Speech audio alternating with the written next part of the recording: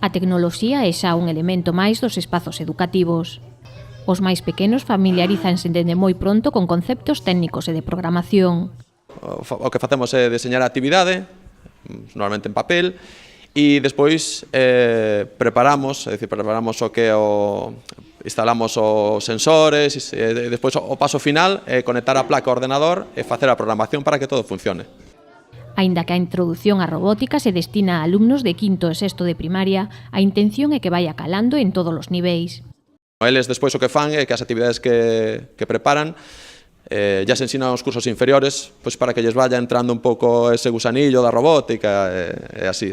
O CEIP Froebel comezou con esta experiencia o ano pasado e pola boa acollida por parte do alumnado este ano continúan co programa.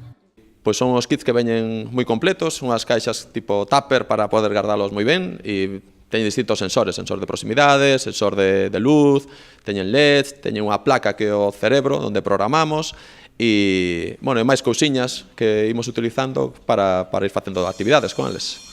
As actividades organizadas en torno á tecnoloxía intégranse no programa educativo. A idea é traballar o que se chama o STEM, no? Que en inglés son as siglas inglesas que son Science, Technology, Engineering and Maths, no? Ciencias, tecnoloxía, enxeñería e matemáticas. Entón, trátase de integrar a robótica nas asignaturas, nas materias que temos. E facer, por exemplo, o que se estaba comentando, facer actividades, por exemplo, en lingua, pois, en vez de facer unha típica descripción do libro, pois eles preparan o seu personaxe, que danlle vida coa robótica e despois descríbeno, vale? Unha forma moito máis motivadora e dinámica de traballar. A estas alturas do curso escolar, os alumnos xa poden presentarnos algúns dos seus proxectos. Dibujamos Singapur, una ciudad que nos gustó porque estaba iluminada así de noche, y le pusimos los LEDs para que se iluminase. E o programamos e cando pasamos por aquí polo sensor, pois se ilumina todo e a música. Cando tapas isto, ilumínase e toca o himno de Europa. Cando hai menos de 200 encéndese e se hai máis, pois apágase. O noso proxecto consiste nun lobo que encende luces de colores dos ollos e pode diferentes e tamén pode aullar. Nesa especie de placa, de pantalla, pon cousas mediante LEDs.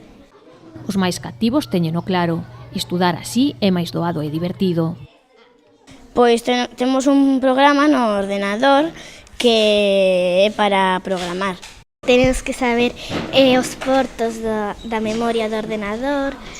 Surso nos axuda, entonces é máis divertidos. Si, a mí gústame moito.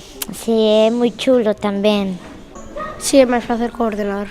Esa é a idea, porque o futuro vai nesa dirección. Entón, o que intentamos é que aprendan a programar. A parte da programación, da robótica, o que lles fai é estruturar moi ben o seu pensamento. E é aplicable á matemática, porque se a robótica non dá nada por suposto.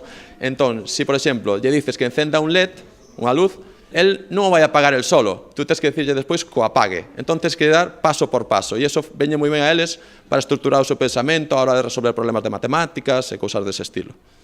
A robótica non resulta un elemento alleo para estes alumnos, que están acostumados a convivir co ordenador, o seu novo compañeiro de aprendizaxe. Os nenos cada un ten o seu portátil en préstamo e traballamos todas as materias e eles non teñen libro de papel físico, o libro é digital, está no seu portátil e tamén o poden consultar na casa, cada un ten o seu nome de usuario, contrasinal, e as actividades que facemos a maior parte, pois facemos a través do ordenador.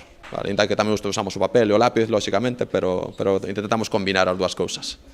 Tanto o profesorado como os alumnos teñeno claro. A tecnoloxía ten chegado ás escolas para quedar.